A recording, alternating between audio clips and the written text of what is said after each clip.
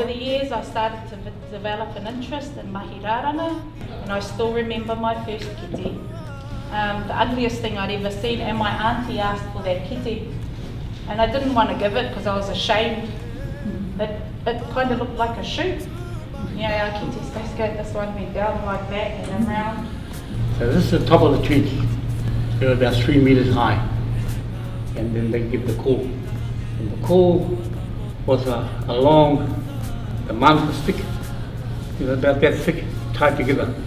So it ran all the way through. Rawiri Puirake is here. He gives the call to fire. The man down below pulls it. And everyone that's standing out there has got their toe lightly on it and ready to go. And once that happened, all together, 140 guns, whoa.